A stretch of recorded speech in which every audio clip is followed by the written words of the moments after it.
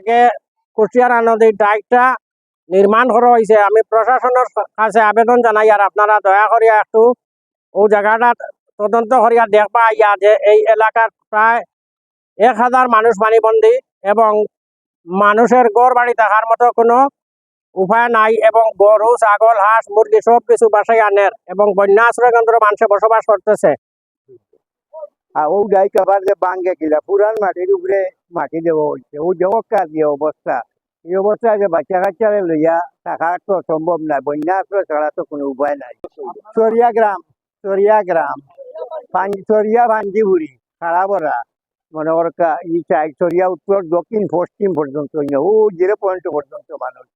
রাস্তাটা সারা রাত্রেও ফোর দিত ও 2টা বাড়ি হিন্দু মানুষ আসলা ফোর দিয়া তারা রাত 4টার সময় বাড়ি গেছেন। এরপরে আইতে না আইতে দেখুন যে বাঙ্গিয়া গেছে কি। এর আগের দিন আমি নিজে আইছি, আইয়া দেখে গেছি যে রাস্তার সামান্য জায়গা রয়েছে আর গাঙ্গে তার বাঙ্গিয়া নিচে গিয়া।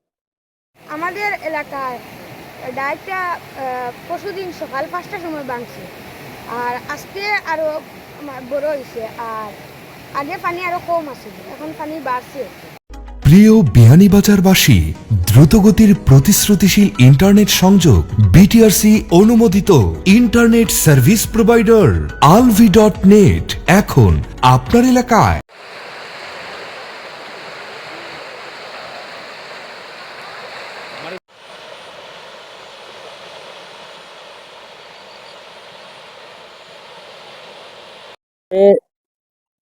ডুবাগ 3 নম্বর ডুবাগ ইউনিয়ন 2 নম্বর ওয়ার্ডের চরিয়া পাঞ্চিপুরির পক্ষ থেকে কইরা মৌকতা যে কুশিয়ারা নদীর ডাইক ভাঙ্গিয়া হাড়াবড়া এবং পাঞ্চিপুরি চরিয়া 3টি গ্রাম একবারে পানিয়ে ডুবাইয়া নের এবং অনেকের বাড়িঘরে পানি, গরু মানুষ থাকতে পারে না। বন্যা আশ্রয় কেন্দ্র গরু মানুষ এবং হাঁস মুরগি অনেক কিছু মানুষ। আপনারা এলাকার সর্বস্তরের জনগণকে কয়ার আপনারা দয়া করিয়া প্রত্যেক মানুষের সাহায্য কর্তা অনুরোধ করিয়ার আপনারা বারবার হইয়ার আমি সাহায্য করার লগে আপনারা একটু হাত বাড়াইবা। খাড়াপাড়া পাঞ্চিপুরি এবং সরিয়া প্রায় 1000 পরিবার হবে। আপনারা দয়া করিয়া বারবার হইয়ার আমি কুশিয়ারা নদীর ডাইকটা ভাঙ্গিয়া পানি বিরাট পানি ঢুকতেছে, আপনারা যে কোনো প্রকারে সাহায্য করবা এলাকার মানুষের হইয়ার। এবং দুবার জন্য সর্বস্তরের যারা বিত্তবান আছেন তারা আপনারা দয়া করে আসিয়া দেখিয়া এবং এলাকার মানুষরে যেগুলো বাঁচানির আপনারা প্রস্তুতি নিবা এবং মানুষরে দয়া করিয়া সাহায্য করবা।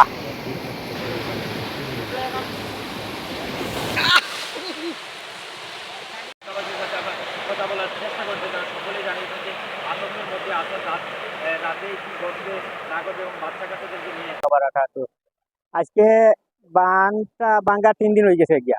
আর এই রাস্তাটা যে 2 মাসের খাস ভরিয়া গেছে, রাস্তার উপরে দিয়া পুরান রাস্তার উপরে দিয়ে সাইখান খাস ভরিয়া গেছেন গিয়া। আর এই রাস্তাটা বাঙ্গিয়া নিচে গিয়া, বাঙ্গিয়া নেওয়ার কারণে পানিটা হামাইছে। পানি হামানোর কারণে এই যে একটা সরিয়া ফাঞ্জিগুড়ি 2টাও প্রায় মানুষ পানিবন্দী। মানে খালি সরিয়াটা কোনো রকম আছে, আর ফাঞ্জিগুড়ি সারা এলাকা মানুষ মসজিদও আইতে পারেন না, স্কুলও যাইতে পারেন।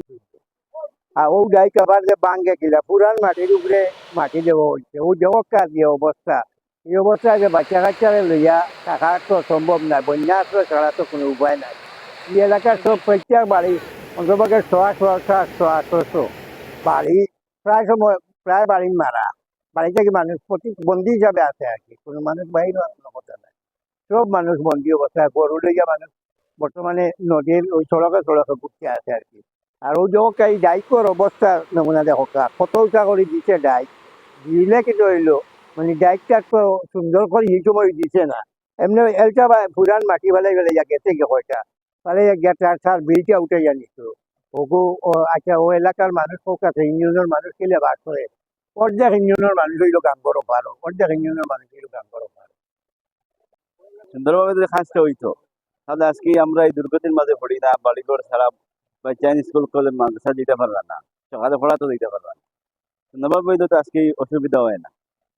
সামনে ঈদ কুরবানি কিলাকিত হইতো, ঈদের নামাজ আছে সামনে, জুমার নামাজ আছে, কত অসুবিধার মাঝে আমরা আছি।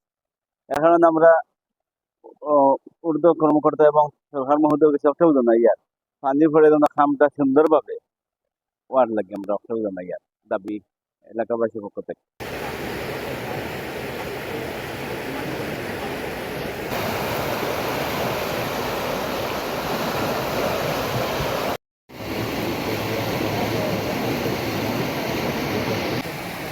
পরে আপনি ডাইকিটা আরও ছোটো আছেন যে সময় প্রথমে যে সময় বানবে এখন আরও বড় হয়েছে আর আমরা এলাকা পুরাও ডুবাই দিছে হইতে গেলে